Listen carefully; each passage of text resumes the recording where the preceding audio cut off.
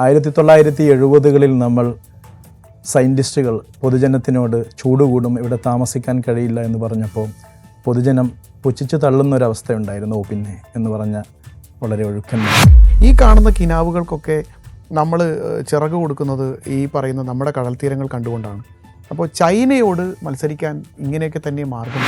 നമ്മൾ അതിലേക്ക് ഈ ആന്ത്രോപോജനിക് മനുഷ്യനിർമ്മിതമായ സംഗതികൾ പലതുകൂടി ചേർക്കുന്നതോടുകൂടി ഇത് നമ്മളെ കൂടുതൽ പ്രതിസന്ധിയിലേക്ക് കൊണ്ടുപോവാണ്. ലോകത്ത് ഓക്സിജൻ മിനിമം സോണുകൾ എന്ന് പറയും. ഓക്സിജൻ കുറഞ്ഞു വരികയാണ് കടലിൽ, അത് കൂടിക്കൊണ്ടിരിക്കുകയാണ്. നിങ്ങൾ കുട്ടികളുമായിട്ടൊരു ഫീൽഡ് ട്രിപ്പിന് ഒരു ബീച്ചിലേക്ക് പോകുമ്പോൾ ആദ്യം കൊടുക്കുന്ന നിർദ്ദേശം നിങ്ങളുടെ food steps on the beach ഏറ്റവും മിനിമൽ ആക്കാനാണ്. അതെന്തിനാണ്? ഓരോ ഫുഡ് സ്റ്റെപ്പിലും നമ്മൾ കൊല്ലുന്നത് ആയിരക്കണക്കിന് സ്പീഷീസിനെയാണ്. ചിലപ്പോൾ കേന്ദ്ര സംസ്ഥാന സർക്കാരുകളുടെ rare earth and critical minerals corridor പദ്ധതി കേരളത്തിൻ്റെ വികസന ഭൂപടത്തിലും വലിയ ചർച്ചയാവുകയാണ്. ഈ സമയത്ത് കേരളത്തിൻ്റെ സമുദ്രതീരങ്ങളിൽ നിന്ന് പരിസ്ഥിതി പ്രവർത്തകരടക്കമുള്ളവരുടെ നിന്ന് വലിയ ആശങ്കകളും ഉയരുന്നുണ്ട്.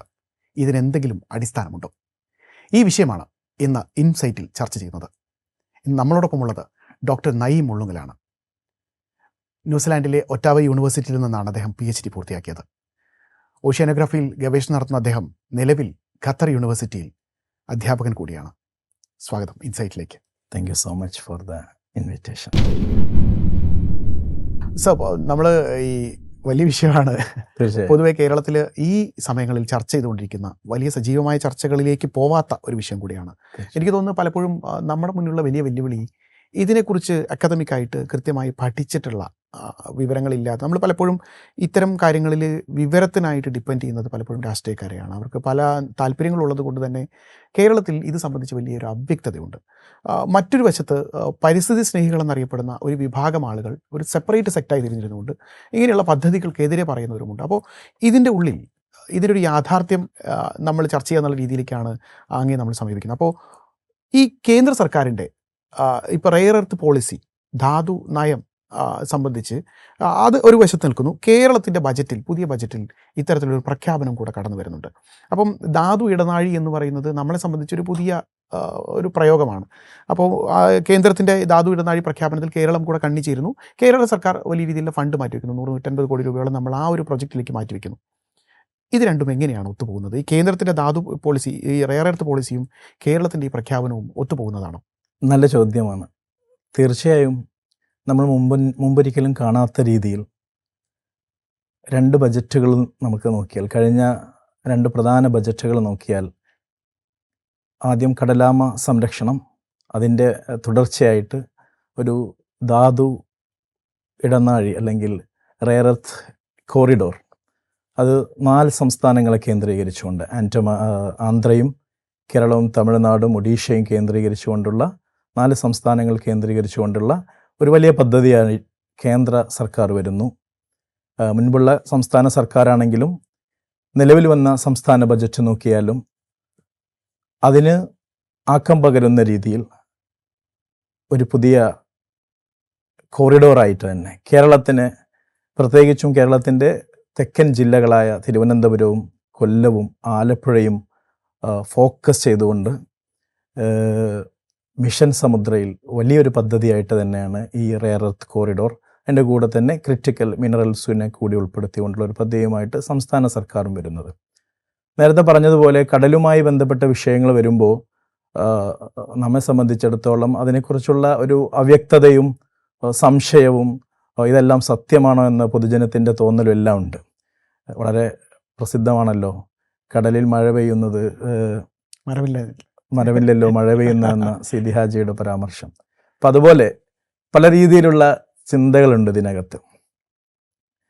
പക്ഷേ നമ്മൾ ശ്വസിക്കുന്ന വായുവിൽ കിട്ടുന്ന ഓക്സിജൻ പോലും കടലിൽ നിന്നുള്ള അതിൻ്റെ ഭാഗം വലുതാണ്.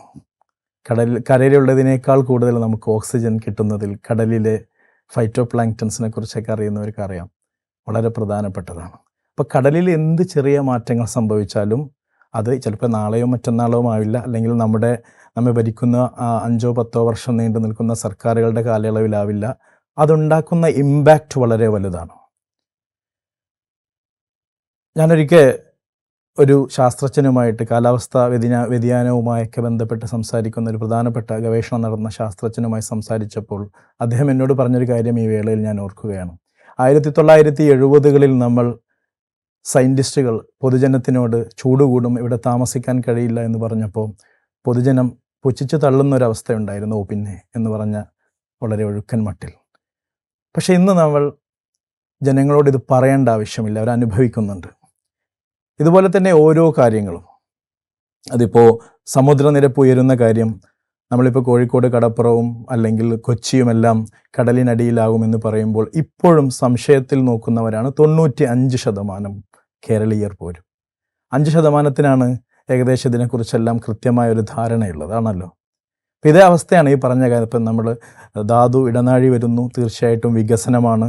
നമ്മൾ നോക്കുമ്പോൾ ഒരു വലിയ ധാതു സമ്പത്ത് പഠനപ്രകാരം മൊത്തം ഭൂമിയിലുള്ളതിൻ്റെ 5-10 ഇരട്ടി കോപ്പറുകളും അതുപോലെ തന്നെയുള്ള പ്രധാനപ്പെട്ട മെറ്റലുകളും പസഫിക്കിലെ തന്നെ ഹവായ് ദ്വീപിനോട് ചേർന്നിട്ടുള്ള ഒരു പ്രദേശത്തിലുണ്ട്. അപ്പോൾ അതുകൊണ്ട് അതിന് CCZ എന്നാണ് പറയുന്നത്. ആ സോണിൽ പര്യവേഷണം ചെറുതായി തുടങ്ങിയിട്ടുണ്ട്, അതിനുവേണ്ടി പഠനങ്ങൾ നടത്തിയിട്ടുണ്ട്. അതിലേക്ക് നമുക്ക് പിന്നീട് വരാം. അപ്പോൾ നമ്മൾ നോക്കുമ്പോൾ ഇത്രയും വലിയ ധാതു സമ്പത്ത് എന്തിന് നമ്മളിങ്ങനെ എക്സ്പ്ലോർ ചെയ്യാതെ വെക്കണമെന്നുള്ള ഒരു ചോദ്യമാണ് നമുക്ക് മുന്നിലുള്ളത്. സത്യത്തിൽ മാംഗനീസ് ഒരു ഉദാഹരണത്തിന് സമുദ്രത്തിൻ്റെ അടിത്തട്ടിൽ ഉള്ള ഒരു പ്രധാനപ്പെട്ട മെറ്റൽ ഫോമാണ് മാംഗനീസ് നൊഡ്യൂളുകൾ, അതുപോലെ തന്നെ മെറ്റാലിക് നൊഡ്യൂളുകൾ. ഇതിൽ നിന്നാണ് നമ്മൾ പൊതുവേ ഖനനം ചെയ്തെടുത്ത് പിന്നീട് അയിരുകളിൽ നിന്നാണ് വേർതിരിച്ചെടുത്ത് നമുക്ക് മെറ്റൽസും ബാക്കി കാര്യങ്ങളെല്ലാം ലഭിക്കുന്നത്. മില്യൺസ് ഓഫ് ഇയേഴ്സ് എടുത്തുകൊണ്ടാണ് നമുക്ക് ഫ്യൂ മില്ലിമീറ്റേഴ്സ് ഓഫ് തിക്നെസ് ഉള്ള ഇത്തരം നൊഡ്യൂളുകൾ കിട്ടുന്നത്. നമ്മൾ ഇതിനങ്ങ് പോയിട്ട് എക്സ്പ്ലോർ ചെയ്തെടുക്കുകയാണ്. നമുക്ക് കഴിഞ്ഞ എത്രയോ മില്യൺ ഇയേഴ്സ് കൊണ്ട് സമുദ്രത്തിൻ്റെ അടിത്തട്ടിലുണ്ടായിട്ടുള്ള, നമുക്കിപ്പോൾ നോക്കിയാൽ വലിയ വലിയ തിക്നെസ്സിലുള്ള ഈ നൊഡ്യൂൾസിനെ നമ്മൾ നിമിഷ നേരം കൊണ്ടങ്ങ് നമ്മളതിനെ ഇങ്ങ് ഏറ്റവും വലിയ ടെക്നോളജി ഉപയോഗിച്ച് ആഴത്തിൽ ചെന്ന് എടുത്തുകൊണ്ടുവരികയാണ്. പിന്നീട് അത് ഉണ്ടാവാൻ വീണ്ടും മില്യൺസ് ഓഫ് ഇയേഴ്സ് വേണം. അതായത് ഇപ്പോൾ സ്റ്റീഫൻ ഹോക്കിങ്സ് എല്ലാം പോലെയുള്ള ശാസ്ത്രജ്ഞൻ പറയുന്നത് പോലെ ഈ ഭൂമി ഇല്ലാതായിട്ട് വേണം ഇനി അടുത്തതുണ്ടാവാൻ. അത്രയും വലിയൊരു അപകടം അവിടെയുണ്ട്. അപ്പോൾ ഇന്ത്യ പറയുന്നത് ഇപ്പോൾ ചൈന വലിയ രീതിയിൽ ഇത്തരം കാര്യങ്ങളുടെ പ്രൊഡക്ഷനൊക്കെ ആയിട്ട് ഒരു ഗ്ലോബൽ ലീഡർ എന്ന നിലയിൽ മാർക്കറ്റിൽ നിൽക്കുകയാണ്, പ്രത്യേകിച്ച് റെയർ എർത്ത് മിനറലുകളുടെ കാര്യത്തിൽ. അപ്പോൾ നമ്മുടെ EV അടക്കമുള്ള അല്ലെങ്കിൽ പുതിയ സോളാർ ടെക്നോളജി അടക്കമുള്ള വിഷയങ്ങളിൽ, നമ്മുടെ ബഹിരാകാശ ഗവേഷണ വിഷയങ്ങളിലൊക്കെ എല്ലാ സ്ഥലത്തും ഇപ്പോൾ നമ്മൾ വലിയ പ്രതീക്ഷയായിട്ട് പറയുന്ന ഇന്ത്യയുടെ ഇപ്പം വലിയ പ്രൊജക്റ്റുകളിലൊന്നാണ് ഈ മാഗ്നറ്റുകളുടെ ഉൽപ്പാദനം. അത്തരം മാഗ്നറ്റുകളുടെ പെർമനന്റ് മാഗ്നറ്റുകൾ. അപ്പോൾ ഈ മാഗ്നറ്റുകളുമൊക്കെ ആയിട്ട് ബന്ധപ്പെട്ട് വലിയ പദ്ധതികൾ, നമ്മൾ വലിയ മോഹങ്ങളൊക്കെ ഇങ്ങനെ മുന്നോട്ട് വയ്ക്കുകയാണ്. ഈ കാണുന്ന കിനാവുകൾക്കൊക്കെ നമ്മൾ ചിറക് കൊടുക്കുന്നത് ഈ പറയുന്ന നമ്മുടെ കടൽത്തീരങ്ങൾ കണ്ടുകൊണ്ടാണ്. അപ്പോൾ ചൈനയോട് മത്സരിക്കാൻ ഇങ്ങനെയൊക്കെ തന്നെ മാർഗമുള്ളൂ, മാർക്കറ്റിൽ പിടിച്ചു നിൽക്കാൻ ഇതേ മാർഗമുള്ളൂ എന്നാണ് ഇന്ത്യ പറയുന്നത്. തീർച്ചയായിട്ടും അതൊരു വലിയ പ്രതിസന്ധി തന്നെയാണ്. നമുക്കിപ്പോൾ ലഭിച്ചുകൊണ്ടിരിക്കുന്ന ഈ എല്ലാവിധ അവശ്യ വസ്തുക്കളും ഈ മേഖലയിലുള്ള നിങ്ങൾ നേരത്തെ സൂചിപ്പിച്ചതുപോലെ പെർമനൻറ്റ് മാഗ്നറ്റ്സ് ആണെങ്കിലും ബാറ്ററി സ്റ്റോറേജ് ആണെങ്കിലും എല്ലാം, സെമി കണ്ടക്ടർ ഡിവൈസസ് ആണെങ്കിലും എല്ലാം നമുക്ക് 40% അതിലധികം നമ്മൾ ഇപ്പോൾ ചൈനയാണ് ഡിപ്പെൻഡ് ചെയ്യുന്നത്. അപ്പോൾ അതിൽ നിന്ന് ഒന്ന് രക്ഷപ്പെടുക എന്നുള്ളത് നമ്മുടെ രാജ്യത്തെ സംബന്ധിച്ചിടത്തോളം പരമപ്രധാനമാണ്. അതുപോലെ തന്നെ തോറിയം പോലെയുള്ള പല റേഡിയോ ആക്റ്റീവ് മിനറൽസിന് വേണ്ടിയിട്ടും നമുക്ക് വളരെ പ്രാധാന്യമുണ്ട് ആ മിനറൽസിനെല്ലാം. അതിനെല്ലാം നമ്മൾ സമുദ്രത്തെ ഡിപ്പെൻഡ് ചെയ്യണോ അല്ലെങ്കിൽ ചൂഷണം ചെയ്യണോ എന്നുള്ളൊരു ചോദ്യമാണ് നിങ്ങൾ ഉന്നയിക്കുന്നത്. തീർച്ചയായിട്ടും ഇതിനൊരു വേ ഉണ്ട്. ഇതിലേറ്റവും വലിയൊരു പ്രതിസന്ധി എന്ന് പറയുന്നത് ഇപ്പോഴും ഇതിന് അകത്ത് അന്തർദേശീയ തലത്തിൽ ഒരു ഇൻ്റർനാഷണൽ സീബഡ് അതോറിറ്റി ഉണ്ട്, ISA ഇപ്പോഴും അതിൻ്റെ പണിപ്പുരയിലാണ്. ഇതിനൊരു റെഗുലേഷൻ ഉണ്ടാക്കാൻ, ഒരു ലോ കൊണ്ടുവരുവാൻ എല്ലാം വേണ്ടിയിട്ടുള്ള ഒരു റെഗുലേഷൻ, ഒരു ഡ്രാഫ്റ്റിങ്ങിൻ്റെ പണിപ്പുരയിലാണ്.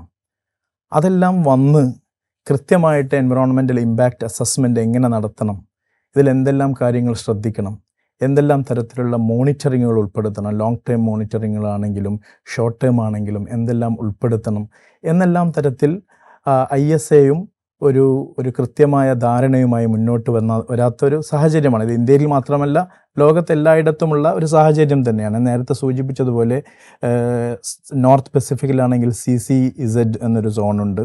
അവിടെ ഈ മൾട്ടി മെറ്റൽ നൊഡ്യൂൾസിന് വേണ്ടിയിട്ട് കൃത്യമായ പഠനം നടത്തിയിട്ടുണ്ട്. വലിയ തോതിൽ റോബോട്ടിക്സ് ടെക്നോളജി എല്ലാം റോബോട്ടുകൾ ഉപയോഗിച്ച് വാക്വം ടെക്നോളജി ഉപയോഗിച്ചെല്ലാം ഏറ്റവും മിനിമൽ ഡാമേജിൽ അത് ഖനനം ചെയ്തെടുക്കാനുള്ള ടെക്നോളജി എല്ലാം അപ്ലൈ ചെയ്തുകൊണ്ടിരിക്കുന്ന ഒരു കാലഘട്ടമാണ്. അതുപോലെ തന്നെ പാപ്പുവ ന്യൂഗിനിയിൽ ഇതിനുള്ളൊരു പദ്ധതിയുമായിട്ട് വന്നിരുന്നു. അവിടെ നോട്ടിലസ് എന്ന് പറഞ്ഞ ഗോൾഡും കോപ്പറും കൂടി ചേർന്ന അയിര് വേർതിരിച്ചെടുക്കാനുള്ള ഒരു പദ്ധതിയായിരുന്നു. പക്ഷെ അത് അവിടുത്തെ ജനരോഷം കാരണം പിന്നീട് അതിന് പിന്തിരിയേണ്ടി വന്നു. അതായത് ഏറ്റവും ലോകത്ത് ഈ മേഖലയിൽ വന്ന ഏറ്റവും വലിയ പ്രോജക്റ്റ്. ഈ ജനരോഷമാണ് ഇതിനകത്തെ പ്രശ്നം. പലപ്പോഴും ഈ വികസന പദ്ധതികളിലെല്ലാം രണ്ട് തരത്തിലെ ആളുകളെയാണ് പൊതുവെ നമ്മൾ മധ്യത്തിൽ ചിത്രീകരിക്കാറ്. ഒന്ന് വികസനത്തിന് വേണ്ടി മുറവിളി കൂട്ടുന്നവർ, ഒന്ന് വികസന വിരോധികൾ. ഇതിന് നടുവിലുള്ള ഒരു പക്ഷത്തെക്കുറിച്ച് നമുക്ക് ചിന്തിക്കാൻ വലിയ ബുദ്ധിമുട്ടാണ്. അപ്പോൾ പൊതുവെ അങ്ങനെയാണ് നമ്മുടെ ഒരു പൊതുബോധം രൂപപ്പെടുന്നതെന്ന് എനിക്ക് പലപ്പോഴും തോന്നിയിട്ടുണ്ട്. അപ്പോൾ ഇപ്പം നമ്മൾ ചവറയിലേക്ക് വരാം. കേരളത്തിൻ്റെ ചവറ തീരത്ത് ഈ ഖനനവുമായി മുന്നോട്ട് പോവുകയാണെങ്കിൽ തീരശോഷണമടക്കം വലിയ ആധികൾ ചൂണ്ടിക്കാണിക്കപ്പെടുന്നുണ്ട്. അപ്പോൾ ഞാൻ നേരത്തെ പറഞ്ഞതുപോലെ വികസന വിരോധികൾ അല്ലെങ്കിൽ വികസനത്തെ അനുകൂലിക്കുന്നവർ എന്ന് പറഞ്ഞ കാറ്റഗറിയുടെ ഏതിലെങ്കിലും ഒരു പക്ഷത്ത് നിൽക്കുക മാത്രമാണ് ഇപ്പോഴുള്ള പൊതുജനത്തിൻ്റെ ഒരു പ്രശ്നം. അപ്പോൾ ഈ ചൂണ്ടിക്കാണിക്കുന്ന ആശങ്കകൾക്ക് എത്രത്തോളം ഒരു അടിസ്ഥാനമുണ്ട്? തീരശോഷണം അടക്കമുള്ള പ്രശ്നങ്ങൾ, ജൈവ ആവാസ വ്യവസ്ഥയുടെ പ്രശ്നങ്ങൾ, ചവറയെ സംബന്ധിച്ച് നമുക്ക് എങ്ങനെയാണ് അതിനൊരു ആശങ്ക? എത്ര തരത്തിലാണ്? വളരെ പ്രധാനപ്പെട്ട ഒരു സംഗതി ഇതാണ്. നമ്മൾ നേരത്തെ സൂചിപ്പിച്ചതുപോലെ നമ്മൾ ഏത് വരയിൽ നിൽക്കും? അപ്പുറത്ത് നിൽക്കണോ, ഇപ്പുറത്ത് നിൽക്കണോ, നടുവിലൊരു വര വരച്ച് നമുക്ക് നിൽക്കാൻ പറ്റുമോ എന്നുള്ളതാണ് എൻ്റെ അഭിപ്രായം. ഇതിനകത്ത് നമ്മൾ വികസന വിരോധികളാവേണ്ടതില്ല. അതോടൊപ്പം തന്നെ നമ്മൾ ഒരു പ്രകൃതിയെ ചൂഷണം ചെയ്യുന്ന നമ്മുടെ ഭൂമിക്കൊരു ചരമഗീതത്തിൽ ONV കുറിപ്പ് പറയുന്ന പോലെ ഭൂമിയെ മുഴുവൻ ചൂഷണം ചെയ്ത ഒരു ഈഡിപ്പസിനേക്കാൾ മോശക്കാരാവേണ്ട ആവശ്യവുമില്ല. അവിടെയാണ് നമ്മൾ ഈഡിപ്പസിൻ്റെ തലമുറയാവണോ അതോ അതിൽ നിന്ന് മാറി നിൽക്കണോ എന്നൊരു ചോദ്യം കൂടി അവിടെയുണ്ട്. അപ്പോൾ ഇതിനകത്ത് കൃത്യമായ പഠനങ്ങൾ നടന്നിട്ടുണ്ട്. നമ്മുടെ ചവറയിൽ നടന്നതിനേക്കാൾ കൂടുതൽ ഞാൻ നേരത്തെ സൂചിപ്പിച്ച പോലെ തന്നെ പസഫിക് ഓഷ്യനിലെ CCZലെല്ലാം നടന്ന പഠനങ്ങളിൽ പറയുന്നത് ഈ ഖനനവുമായി ബന്ധപ്പെട്ട ഉപകരണങ്ങളും വസ്തുക്കളുമെല്ലാം അടിത്തട്ടിലേക്ക് പോകുന്ന സമയം കൊണ്ട് തന്നെ അവിടെയുള്ള 30-40% ജീവികൾ ഒന്നടങ്കം ഇല്ലാതാവുന്ന അവിടുത്തെ ഫോണ ആൻഡ് മെയിൻ ഓൾ ബെന്തിക് ഓർഗാനിസംസ് നശിക്കുന്ന ഒരവസ്ഥയുണ്ട്. പിന്നെ വേറൊരു പഠനം നടന്നിട്ടുള്ളത് അതുപോലെ തന്നെ ഒരു ജർമ്മൻ പഠനം നടന്നിട്ടുണ്ട് നമ്മുടെ പെറുവിൻ തീരത്തുള്ള ഓഷ്യൻ ബേസിനിൽ. അവിടെ പറഞ്ഞ സംഗതി വർഷങ്ങളെടുത്തിട്ടും അത് പഴയ പോലെ അവിടെ സെറ്റിൽമെൻറ്റ് നടക്കുന്നില്ല, റീസ്റ്റോറേഷൻ നടക്കുന്നില്ല എന്നുള്ളതാണ്. അപ്പോൾ അതൊരു വലിയ ആശങ്കയായി നമുക്ക് മുന്നിൽ ഒരു ഗ്ലോബൽ പെർസ്പെക്റ്റീവ് ഉണ്ട്. പിന്നെ നമ്മുടെ പെർസ്പെക്റ്റീവ്, ഈ രണ്ട് പ്രധാനപ്പെട്ട പെറുവിൻ തീരവും അതുപോലെ തന്നെ പാപ്പുവ ന്യൂഗിനിയും അതുപോലെ തന്നെ നോർത്തേൺ പസഫിക്കും എല്ലാം മാറ്റിക്കഴിഞ്ഞാൽ ലോകത്തിലെ തന്നെ വളരെ പ്രശസ്തമായ ഈ ഒരു മേഖലയാണ് നമ്മുടെ കേരള തീരം, സ്പെഷ്യലി അറേബ്യൻ സീയിലുള്ള കേരള തീരം. ഇവിടുത്തെ അനുഭവങ്ങൾ നമുക്കറിയാം. നമ്മളവിടെ KMMൽ വരുമ്പോൾ നമ്മൾക്ക് വലിയ സ്വപ്നങ്ങളുണ്ടായിരുന്നു. ഇപ്പോൾ ഒരു പ്രത്യേക ധാതു അല്ലെങ്കിൽ ധാതു സമ്പത്ത് വരും. ഇപ്പോഴും നമ്മളുടെ പ്രതീക്ഷ അതാണ്. ഈ 2 കോറിഡോറും ഇന്ത്യയുടെ ഈസ്റ്റേൺ ആൻഡ് വെസ്റ്റേൺ കോസ്റ്റിൽ നിന്നും ഒഡീഷ മുതൽ തമിഴ്നാട്ടിൽ വരെയും ഈ ഭാഗത്ത് ഏകദേശം ഗോവ മുതൽ കന്യാകുമാരി വരെയുമുള്ള 2 തീരങ്ങളിൽ നമ്മൾ ധാതു സമ്പത്ത് ഖനനം ചെയ്തെടുത്ത് നമ്മുടെ രാജ്യം ഡിഫൻസ് രംഗത്ത് ശക്തമാകുന്നു. ചൈനയെ ഡിപ്പെൻഡ് ചെയ്യാതെ ഈ പറഞ്ഞ ധാതുക്കളെല്ലാം മെറ്റൽസ് എല്ലാം വേർതിരിച്ചെടുത്ത് സെൽഫ് ഡിപ്പെൻഡൻസ് വരുന്നു. അതിലൂടെ നമുക്ക് അടുത്ത ഘട്ടം വേണ്ടത് എന്താണ്? കേന്ദ്രം അതാണ് പ്ലാൻ ചെയ്യുന്നത്. സെപ്പറേഷൻ മാത്രമല്ല, മാനുഫാക്ചറിങ് പോലും നമ്മൾ പ്ലാൻ ചെയ്യുന്നുണ്ട്. ടൈറ്റാനിയത്തിൻ്റെയും ഒക്കെ സ്പോഞ്ചസും അതുപോലെ അങ്ങനെ വലിയ രീതിയിൽ ഇതിനെ വ്യാവസായികവൽക്കരണം ഇപ്പോൾ നടന്നുകൊണ്ടിരിക്കുന്ന നമ്മുടെ ഉദ്ദേശ ലക്ഷ്യത്തിൽ എവിടെയും എത്തിയിട്ടില്ല. കരിമണലെടുക്കുന്നു, അതിൽ നിന്നും വേർതിരിച്ചത് വിൽക്കുന്നു, എക്സ്പോർട്ടിങ് മാത്രമാണുള്ളത്. അതിനപ്പുറത്ത് ആ വേർതിരിച്ച മെറ്റലുകൾ ഉപയോഗിച്ച് പ്രൊഡക്ഷൻ സ്റ്റാർട്ട് ചെയ്ത് ലോകത്തെല്ലായിടത്തും വിൽക്കുന്ന ഒരവസ്ഥയിലേക്ക് നമ്മൾ എത്തിയിട്ടില്ല. അതാണ് നമ്മുടെ സ്വപ്നം. ഈ 90കളിൽ ഇത് തുടങ്ങി, അല്ലെങ്കിൽ അതിന് മുന്നേ ഇത് തുടങ്ങി, പദ്ധതി സ്റ്റാർട്ട് ചെയ്ത് 2025 നമ്മൾ എത്തുമ്പോഴും അവിടുത്തെ പ്രാദേശികമായ ആളുകൾക്ക് തൊഴിൽ നൽകാൻ കഴിഞ്ഞു എന്നത് മാറ്റി നിർത്തിയാൽ അതിൻ്റെ ഒരു ഉദ്ദേശ ലക്ഷ്യത്തിലും നമ്മൾ എത്തിയിട്ടില്ല. അപ്പോൾ അതൊരു പ്രധാന വിഷയമായിട്ട് അവിടെ കിടക്കുക. നമ്മൾ ഉദ്ദേശ ലക്ഷ്യത്തിൽ എത്തിയോ KMMLൻ്റെ കാര്യത്തിൽ? അവിടെ നിന്ന് എന്താ മാനുഫാക്ചറിങ് സ്റ്റാർട്ട് ചെയ്ത് നമ്മൾ പ്രതീക്ഷിച്ച രീതിയിലുള്ള വരുമാനം വന്നോ എന്നൊരു ചോദ്യം അവിടെ നിൽക്കുകയാണ്. ഈ ചോദ്യം, ഈ 2 കോറിഡോറും ഇനി നമ്മൾ ഇപ്പോൾ കവറയിൽ നടക്കുന്നത് സത്യത്തിൽ ആഴക്കടൽ ഖനനമല്ല, കോസ്റ്റൽ ഖനനമാണ്. ആഴക്കടൽ ഖനനത്തിലേക്ക് പോയി കഴിഞ്ഞാലും നമ്മൾ ഈ പറഞ്ഞ ഉദ്ദേശ ലക്ഷ്യത്തിലേക്ക് നമുക്ക് എത്താൻ കഴിയുമോ, അതോ ഇത് വേർതിരിച്ചെടുത്ത് വിൽപ്പന മാത്രമാണോ? ഇവിടെ തീരെ ശോഷണം എന്ന് പറയുന്ന ഒരു പ്രശ്നമുണ്ട്. അത് വലിയ രീതിയിൽ മത്സ്യത്തൊഴിലാളികൾ വലിയ ആശങ്കയോടെ ചൂണ്ടിക്കാണിക്കുന്ന ഒരു വിഷയമാണ്. തീരശോഷണം എല്ലാ രീതിയിലും ബാധിക്കുന്നുണ്ട്. ശോഷണം സംഭവിക്കുമ്പോൾ അത് വീണ്ടും ആ മേഖലയെ, കോസ്റ്റൽ ബെൽറ്റിലെ ടർബിഡിറ്റി കൂട്ടാൻ അതുകൂടി കാരണമാകുന്നുണ്ട്. ഈ മത്സ്യത്തൊഴിലാളികൾ ചൂണ്ടിക്കാണിക്കുന്നു കടൽ തീരത്ത് താമസിക്കുന്ന ആ പ്രദേശവാസികളുടെ വലിയ ആശങ്കയാണ്.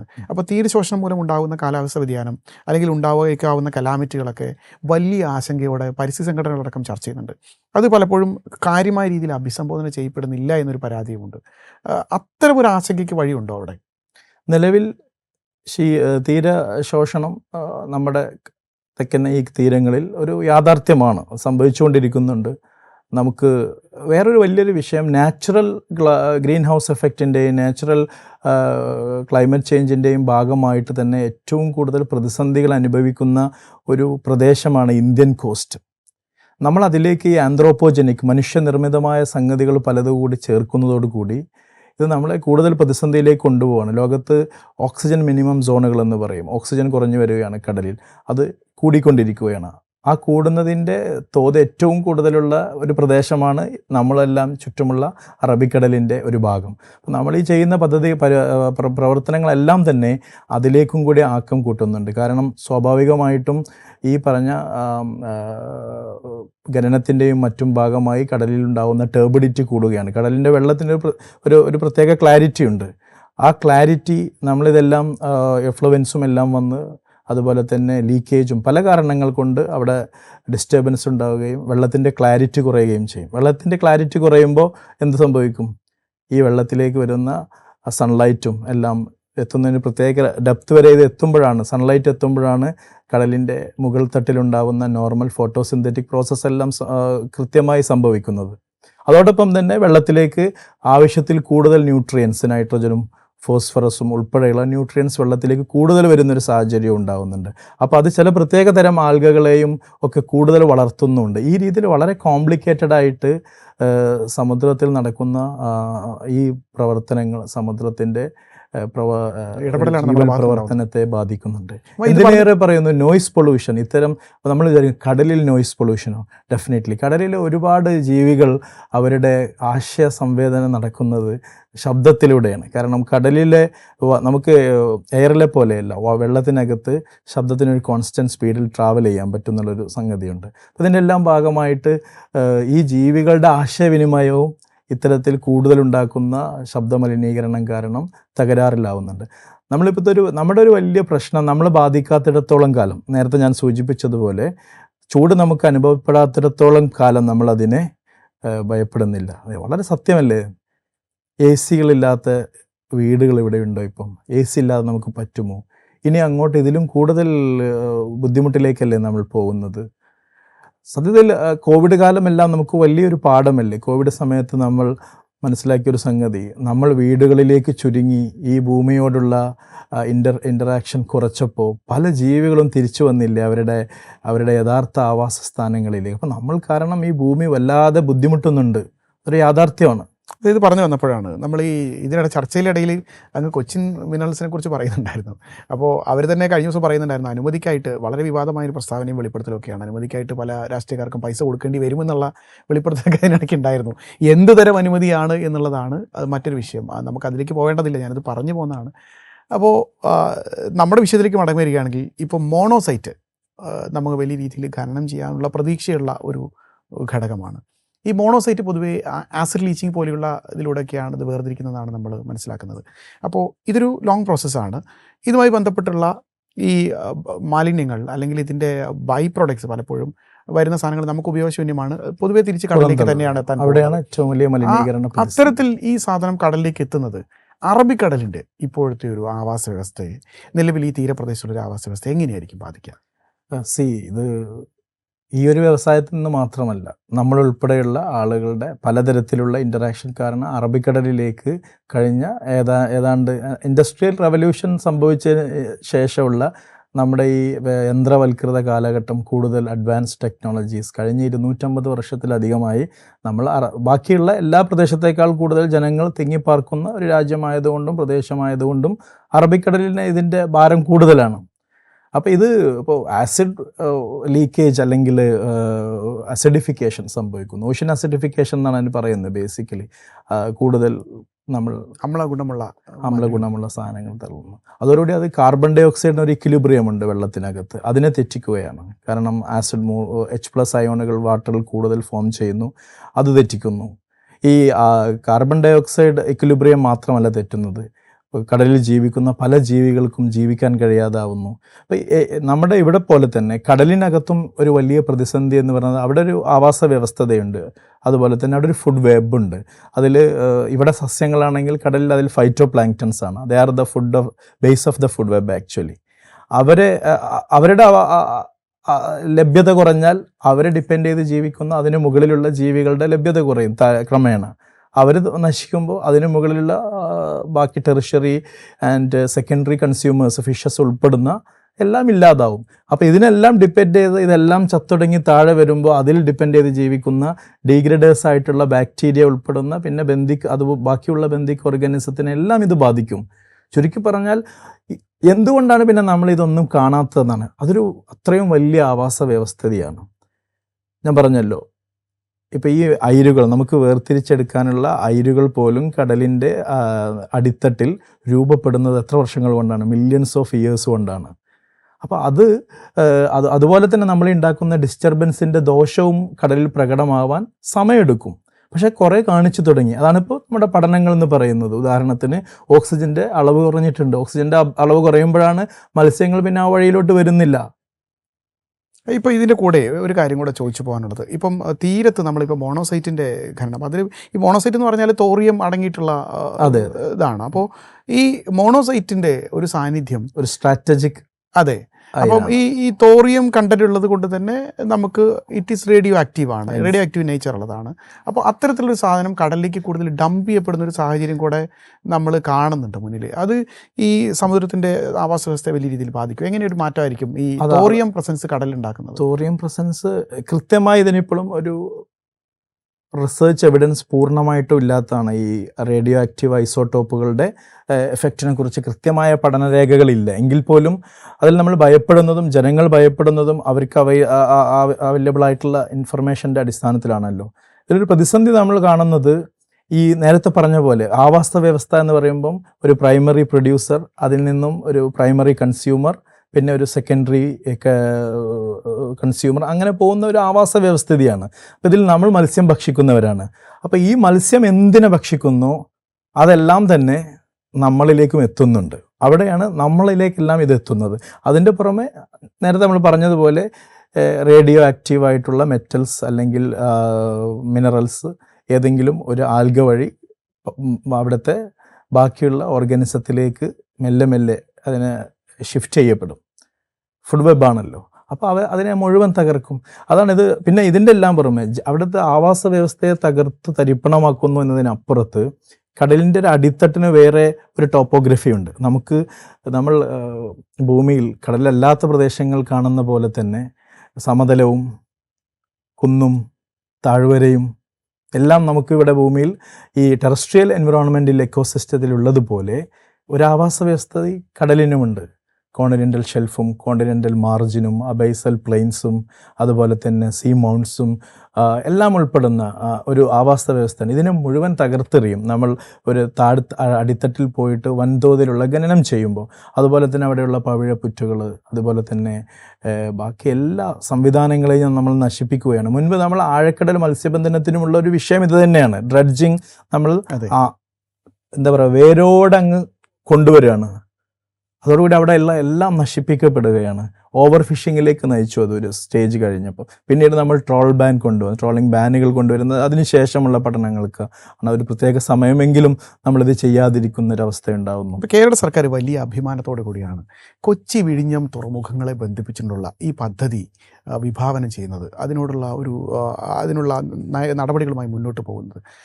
ഈ കടലിലെ പാരിസ്ഥിതിക ആഘാതം വലിയ രീതിയിൽ ചർച്ച ചെയ്യപ്പെടാതെ പോകുന്നൊരു കാരണമാണ്. കാരണം ഇത്തരം വികസന പദ്ധതികളൊക്കെ നമ്മൾ ആവിഷ്കരിക്കുമ്പോൾ കടലിൽ ഇതിൻ്റെ ഒരു ആഘാതം എങ്ങനെയാണെന്നുള്ളത് ശരിക്കും ഈ കൊച്ചി വിഴിഞ്ഞം തുറമുഖങ്ങളെ കണക്ട് ചെയ്ത് പോകുന്ന ഈ റൂട്ടിൽ കാര്യമായ പാരിസ്ഥിതിക ആഘാതത്തിൻ്റെ ഭീഷണി നിലനിൽക്കുന്നുണ്ടോ? തീർച്ചയായിട്ടും. എവിടെയും കടലിൽ എവിടെയും നിങ്ങളുടേതായ ഇടപെടൽ നടത്തിയാൽ അതിൻ്റെ കടലിൻ്റെ ആവാസ വ്യവസ്ഥയെ തകർക്കും. നിങ്ങൾ കുട്ടികളുമായിട്ടൊരു ഫീൽഡ് ട്രിപ്പിന് ഒരു ബീച്ചിലേക്ക് പോകുമ്പോൾ ആദ്യം കൊടുക്കുന്ന നിർദ്ദേശം നിങ്ങളുടെ food steps on the beach ഏറ്റവും മിനിമൽ ആക്കാനാണ്. അതെന്തിനാണ്? ഓരോ ഫുഡ് സ്റ്റെപ്പിലും നമ്മൾ കൊല്ലുന്നത് ആയിരക്കണക്കിന് സ്പീഷീസിനെയാണ്. ചിലപ്പോൾ ഞാനിത് പറഞ്ഞത് നമ്മളൊരു വലിയ യന്ത്രവുമായി ചെന്ന് കടലിൻ്റെ അടിത്തട്ട ഒന്നായിട്ട് എന്ത് രീതിയിലുള്ള, അതിപ്പോൾ മത്സ്യബന്ധനത്തിനാണെങ്കിലും വേറെ എന്ത് നമ്മുടെ ഡെവലപ്മെൻറ്റൽ ആക്ടിവിറ്റീസിനായാലും നമ്മൾ ചെല്ലുമ്പോഴുള്ള ഒരു ആഘാതത്തിൻ്റെ തോത് കാണിക്കാൻ വേണ്ടിയിട്ടാണ്. അപ്പോൾ അതുകൊണ്ട് തന്നെ ലോകത്തെല്ലായിടത്തും ഇത് നടക്കുന്നുണ്ട്. അപ്പോൾ ഗവൺമെൻറ്റുകളെ സംബന്ധിച്ചിടത്തോളം തീർച്ചയായിട്ടും അറ്റ് പ്രസൻറ്റ് കാര്യങ്ങൾ എങ്ങനെ മുന്നോട്ട് കൊണ്ടുപോകാം, ഏറ്റവും നന്നായി കൊണ്ടുപോകാം. ആരും തന്നെ ഈ രാജ്യം നശിപ്പിക്കണമെന്ന ഉദ്ദേശത്തിൽ വരുന്ന ഗവൺമെൻറ്റുകളില്ലെന്നാണ് നമ്മുടെ വിശ്വാസം. പലപ്പോഴും അവരുടെ പോളിസിയിലേക്ക് എല്ലാവരോടും നമുക്ക് വിയോജിപ്പുകളുണ്ടെങ്കിലും എല്ലാം ഒരു തുടർച്ചയും കൂടിയാണല്ലോ. പക്ഷേ ഇവിടെ വലിയൊരു പ്രശ്നമുള്ളത് ഇതാണ്. ഒരു സയൻറ്റിഫിക് കമ്മ്യൂണിറ്റി ഒരു കാര്യം പറയുന്നു, നമ്മൾ അതിനാണല്ലോ എൻവറോൺമെൻറ്റൽ ഇമ്പാക്റ്റ് അസസ്മെൻറ്റ് നടത്തുന്ന രാഷ്ട്രീയക്കാരല്ല, ശാസ്ത്ര വിഭാഗമാണ്. അതിലാണ് ഏറ്റവും വലിയ പ്രതിസന്ധി നമ്മൾ നേരിടുന്നത്. നമുക്ക് അനുകൂലമായ രീതിയിൽ വേണമെങ്കിൽ നമുക്ക് എൻവറോൺമെൻറ്റൽ ഇമ്പാക്റ്റ് അസസ്മെൻറ്റ് നടത്താൻ പറ്റും. പല സ്ഥലങ്ങളിലും അങ്ങനെ നടക്കുന്നതായിട്ട് കേട്ടിട്ടുണ്ട്. അപ്പം അവിടെ വളരെ കൃത്യമായിട്ടുള്ള ഒരു ഇമ്പാക്റ്റ് അസസ്മെൻറ്റ് സ്റ്റഡി നടക്കണം ആദ്യമായിട്ട്. അതൊരു പദ്ധതി തുടങ്ങിയ ശേഷമല്ല, പദ്ധതി തുടങ്ങുന്നതിന് മുന്നേയുള്ള കൃത്യമായ എൻവറോൺമെൻറ്റൽ ഇമ്പാക്റ്റ് അസസ്മെൻറ്റ്. അതിൽ പറഞ്ഞത് പടി എങ്ങനെയാണോ മുന്നോട്ട് പോകേണ്ടത് അങ്ങനെ പോവുക. കൃത്യമായ മോണിറ്ററിങ്, 3 പ്രധാന രീതിയിലുള്ള മോണിറ്ററിങ്, ലോങ് ടേം ആണെങ്കിലും അങ്ങനെ, അതുപോലെ തന്നെ തുടക്കത്തിലുള്ളൊരു മോണിറ്ററിങ്, എന്നിട്ടത് ഈ പറഞ്ഞ എൻവറോൺമെൻറ്റൽ ഇമ്പാക്റ്റ് അസസ്മെൻറ്റിൽ ശ്രദ്ധിക്കാൻ പറഞ്ഞിട്ടുള്ള കാര്യങ്ങളെല്ലാം ശ്രദ്ധിച്ചുകൊണ്ടുള്ള ഒരു മോണിറ്ററിങ് നടത്തി ഏറ്റവും മിനിമലായ രീതിയിൽ ഇമ്പാക്റ്റ് ഉണ്ടാക്കും. അപ്പോൾ നേരത്തെ പറഞ്ഞല്ലോ, ഞാൻ നേരത്തെ സൂചിപ്പിച്ചു, ഈ റിമോട്ട് സെൻസിങ്ങും അതുപോലെ തന്നെ റോബോട്ടിക് ടെക്നോളജിയൊക്കെ ഉപയോഗിച്ച് ഇനി വരും കാലങ്ങളിൽ നമുക്ക് താഴെത്തട്ടിനെ ബാധിക്കാതെ നമുക്കാവശ്യമുള്ള മെറ്റൽസ് മാത്രം അവിടെ നിന്നും എടുക്കുവാനുള്ള സംവിധാനങ്ങൾ വരെ ആലോചിച്ച് ആ രീതിയിൽ നമ്മൾ പോവുകയാണെങ്കിൽ നമ്മൾ ഭൂമിയെ കൊല്ലുന്നത് 100 കൊല്ലം എന്നുള്ളത് 250 ആക്കാൻ പറ്റും. അത് മാത്രമാണ് നമുക്കിതിൽ സാധിക്കുന്നത്. സാറേ, അത് പറയുമ്പോഴാണ് ഇപ്പോൾ അങ്ങയെ സംബന്ധിച്ചിടത്തോളം അങ്ങ് ഈ സമുദ്ര രസതന്ത്രത്തിൽ ഗവേഷണം ഒരുപാട് നടത്തിയിട്ടുള്ള ആളാണ്. സമുദ്രത്തിൻ്റെ ഈ എക്കോസിസ്റ്റത്തെക്കുറിച്ച് ഗവേഷണം നടത്തിയിട്ടുള്ള ആളാണ്. അപ്പോൾ നമുക്കറിയാനുള്ളത് ഒരു ചോദ്യമെന്ന നിലയിൽ ചോദിക്കാനുള്ളൊരു കാര്യം എന്ന് പറയുന്നത്, ഒരു കെമിക്കൽ ഓഷ്യാനോഗ്രാഫർ എന്നുള്ള നിലയിൽ അങ്ങയുടെ എക്സ്പെർട്ടൈസിൽ നിന്നുകൊണ്ട് ഈ പദ്ധതികളുടെ നമ്മുടെ സാമ്പത്തിക നേട്ടങ്ങൾ വലുതാണ്, രാജ്യത്തിന് ഉണ്ടാകുന്ന ഗുണങ്ങൾ വലുതാണ്, ഇതിനൊക്കെ അപ്പുറം എന്ത് വിലയാണ് നമ്മൾ കൊടുക്കേണ്ടി വരുന്നത്? വളരെ പ്രധാനപ്പെട്ട ചോദ്യമാണത്. തീർച്ചയായിട്ടും അതാണ് ഞാൻ അതിനെ വളരെ ചുരുക്കി പറയാൻ ഉദ്ദേശിക്കുന്നത്, നമുക്കൊരു മുന്നിലൊരു 100 തലമുറ ഇനിയും ഉണ്ടാവുമെങ്കിൽ തീർച്ചയായിട്ടും നമ്മളതൊരു 50 ആക്കി ചുരുക്കും എന്നാണ് എനിക്കതിന് ഒറ്റ വാക്കിൽ ഉത്തരം പറയാനുള്ളത്. നമുക്ക് തിരിച്ചു പോവേണ്ടിയിരിക്കുന്നു എന്നുള്ളതൊരു യാഥാർത്ഥ്യം തന്നെയാണ് പല കാര്യങ്ങളിലും. ഇപ്പോൾ ജർമ്മനിയിലെല്ലാം, നമുക്ക് യൂറോപ്പിലെല്ലാം പല സ്ഥലങ്ങളിലും അവർ മുൻപുണ്ടാക്കിയിരുന്ന പല പദ്ധതികളും പഴയപടിയാക്കിയത് നമുക്ക് കാണാൻ സാധിക്കും. അതുകൂടെ അങ്ങ് ഒന്ന് പറയേണ്ടതുണ്ട്. കാരണം ഇവിടെ എപ്പോഴും ഇത്തരം ചർച്ചകൾ വരുമ്പോൾ ചൂണ്ടിക്കാണിക്കുക, ഇന്ത്യക്ക് മാത്രം ഇത് ചെയ്തുകൂടെ, ബാക്കിയുള്ള എല്ലാവരും ഇത് ചെയ്യുന്നുണ്ടല്ലോ. ഇപ്പോൾ കാർബൺ നയം കൊണ്ടുവരുന്ന സമയത്ത് ഇന്ത്യക്ക് മാത്രം ഇത് ചെയ്തുകൂടെ, മറ്റുള്ളവരൊക്കെ ഇത് ചെയ്യുന്നുണ്ടല്ലോ, അവരിത് ചെയ്തുകൊണ്ടാണല്ലോ ഇങ്ങനെയായി എന്നുള്ളൊരു ചോദ്യമാണ്. നമ്മളിപ്പോൾ നിൽക്കുന്ന വളരെ നിർണായകമായ ഒരു ഘട്ടത്തിലാണെന്ന് എനിക്ക് തോന്നുന്നു. ഈ വിഷയത്തിൽ ലോകത്തിൻ്റെ മൊത്തത്തിലുള്ളൊരു നയമാറ്റം, ഒരു പിന്നോട്ട് പോക്ക്, അപ്പോൾ ഇന്ത്യ പോലുള്ളൊരു വികസന രാഷ്ട്രത്തെ സംബന്ധിച്ചിടത്തോളം നമുക്ക് മുന്നോട്ട് പോകണമെന്ന് വലിയ ആഗ്രഹമുള്ള, വലിയ ഒരു വികസന സ്വപ്നങ്ങൾ കാണാൻ സ്പേസ് ഉള്ളൊരു രാജ്യമാണ്. അപ്പോൾ എങ്ങനെയാണ് ഇതൊക്കെ കൂടെ കോറിലേറ്റ് ചെയ്തുകൊണ്ട് നമ്മൾ എത്ര വലിയ വില കൊടുത്തും ഇങ്ങനെ പോവേണ്ടതുണ്ടോ? ഈ വേഗത നമുക്ക് ആവശ്യമുണ്ടോ?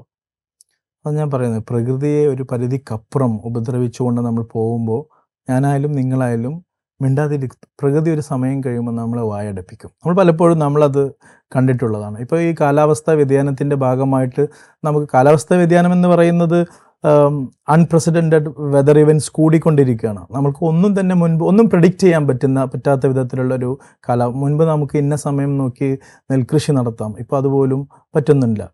വെള്ളത്തിൻ്റെ ലഭ്യത പ്രശ്നമുണ്ട്. ഇവിടെയൊക്കെ ഈ പ്രദേശത്തെല്ലാം നമുക്ക് അറിയുന്ന സംഗതി. ഇങ്ങനെ എല്ലാ വിഷയവും വളരെ വളരെ ഏറ്റവും സിമ്പിളായി ചുരുക്കി പറയുകയാണ്. അപ്പോൾ അതുകൊണ്ട് തന്നെ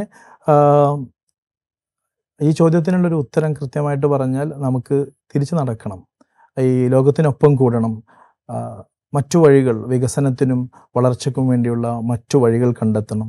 അതോടൊപ്പം സാധ്യമായ രീതിയിൽ ബാക്കി കാര്യങ്ങൾ പാലിച്ചുകൊണ്ടുള്ള വിഭവങ്ങളുടെ ലഭ്യത ഉറപ്പുവരുത്തുകയും വേണം. തീർച്ചയായിട്ടും വളരെ പ്രധാനപ്പെട്ട സംഗതിയാണ് ചൈനയെ ഡിപ്പെൻഡ് ചെയ്യാത്ത രീതിയിൽ നമുക്ക് ധാതുക്കൾ ശേഖരിക്കാൻ നമ്മുടെ കടലിൽ നിന്നും പറ്റുമെങ്കിൽ നമ്മൾ അതിലേക്ക് പോകുന്നതിൽ തെറ്റില്ല. പക്ഷേ അതിന് മാനദണ്ഡങ്ങൾ വേണം. മാനദണ്ഡങ്ങൾ പാലിക്കാതെ ഒരു ദിവസം കുറേ ഉപദേശകർ വന്ന് നമ്മുടെ ഭരണാധികാരികൾക്ക് ഇങ്ങനൊരു പദ്ധതി പറഞ്ഞു കൊടുക്കുമ്പോൾ പിറ്റേ ദിവസം തൂമ്പയെടുത്ത് കടലിൽ പോകുന്ന ഒരു സിറ്റുവേഷൻ മാറണം.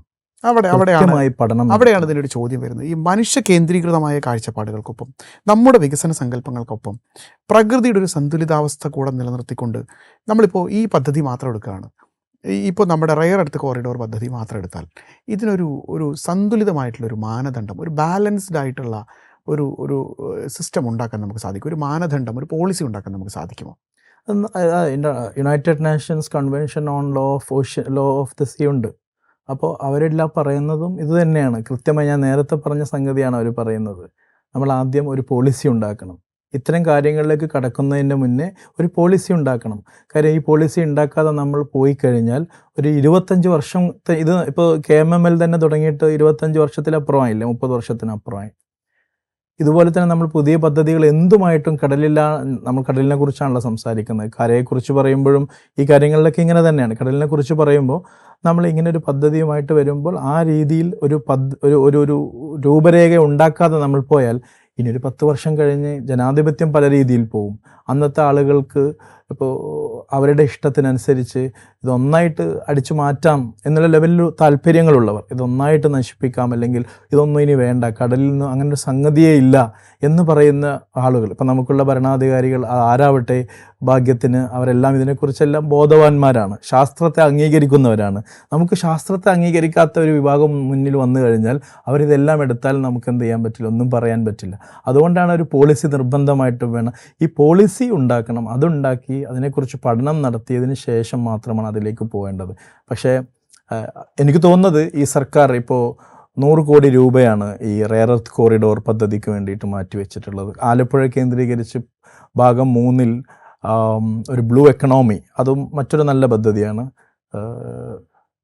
നല്ല രീതിയിലാണെങ്കിൽ അതിനും 50 കോടി വിലയിരുത്തിയതായിട്ട് ബജറ്റിൽ കാണാൻ സാധിച്ചു. അപ്പോൾ ഇത്തരത്തിലുള്ള പഠനങ്ങൾ നടത്താൻ, എൻവിറോൺമെൻ്റൽ ഇമ്പാക്റ്റ് അസസ്മെൻറ്റ് നടത്താനായിരിക്കണം ആ കാശ് വിലയിരുത്തിയത് എന്നാണ് ഞാൻ വിശ്വസിക്കുന്നത്. നമുക്ക് ഈ പദ്ധതി യാഥാർത്ഥ്യമാകുന്നു എന്ന് വയ്ക്കാം. നമ്മുടെ ഈ പറയുന്ന റെയർ എർത്ത് കോറിഡോർ യാഥാർത്ഥ്യമാകുന്നു, ഖനനങ്ങളെല്ലാം നടക്കുന്നു. ഒരു 10-20 വർഷം, 2-3 പതിറ്റാണ്ടുകൾക്കപ്പുറം അങ്ങ് കേരളത്തെ എങ്ങനെയാണ് കാണുന്നത്? കേരളത്തിൻ്റെ ഒരു ജൈവിക സിസ്റ്റത്തെ, അല്ലെങ്കിൽ ഒരു കടൽ തീരത്തെ, നമ്മുടെ ഒരു ഘടനയെ, അതിൻ്റെ ഒരു പരിസ്ഥിതിയൊക്കെ എങ്ങനെയാണ് കാണുന്നത്? എല്ലാവിധ പാരിസ്ഥിതിക മാനദണ്ഡങ്ങളും പാലിച്ചാണെങ്കിൽ നമുക്ക് നിലവിലുള്ള അവസ്ഥയിൽ നിന്നും നമ്മൾ പിറകോട്ട് പോകുന്ന കുറച്ചുകൂടി സ്ലോ ആയിട്ടേ ഉണ്ടാവും. ഇല്ല എങ്കിൽ നമുക്കിപ്പോൾ ലഭിച്ചുകൊണ്ടിരിക്കുന്ന ഫലം ഏറ്റവും സിമ്പിളായിട്ട് പറയാൻ പറ്റുന്നത് മത്സ്യസമ്പത്ത് തന്നെ. ഒരു ഉദാഹരണത്തിന് പലതും നമുക്കിവിടെ ലഭ്യതയില്ലാതായി പോകും. നമ്മുടെ തീരത്തിന് ചുറ്റുമുള്ള ഈ പറഞ്ഞ പോലെ ഡീഗ്രഡേഷനും ഇറോഷനും എല്ലാം കൂടാൻ നല്ല സാധ്യതയുണ്ട്. ഓൾറെഡി കാലാവസ്ഥാ വ്യതിയാനത്തിൻ്റെ ഭാഗമായിട്ട് കൊച്ചിയെല്ലാം കടലിനടിയിൽ പോകുന്നു എന്നുള്ള അത്തരം എഫക്റ്റുകളെല്ലാം നമ്മൾ ഓൾറെഡി കൃത്യമായി ബാധിച്ചുകൊണ്ടിരിക്കുകയാണ്. അപ്പോൾ നമ്മൾ എരിതിയിൽ എണ്ണ ഒഴിക്കുന്നൊരവസ്ഥയാണ് ഇതിലൂടെ ഉണ്ടാക്കുന്നത്. കടലിൻ്റെ ആവാസ വ്യവസ്ഥയെ സംബന്ധിച്ചിടത്തോളം പഠനങ്ങൾ നടത്താതെ പോയാൽ ഉണ്ടാക്കുന്നത് എന്നുള്ള കാര്യത്തിൽ തർക്കമില്ല. ഡോക്ടർ നയീം മുള്ളുങ്കലാണ് ഇന്ന് ഇൻസൈറ്റിൽ നമ്മളുടെ സംശയങ്ങൾക്ക് മറുപടി പറഞ്ഞത്. കടലിലെ ഇത്തരം വികസന പ്രവർത്തനങ്ങൾ, കടൽ കേന്ദ്രീകരിച്ച് കടൽ തീരത്ത് നടത്തുന്ന ഇത്തരം പ്രവർത്തനങ്ങൾ എപ്പോഴും ജാഗ്രതയോടുകൂടി ഉള്ളതാവണമെന്നും കൃത്യമായ പോളിസികളുടെ അടിസ്ഥാനത്തിലാവണമെന്നും അദ്ദേഹം നമ്മളെ ഓർമ്മിപ്പിച്ചു. മറ്റു വിഷയവുമായി അടുത്ത എപ്പിസോഡിൽ വീണ്ടും കാണാം. നന്ദി.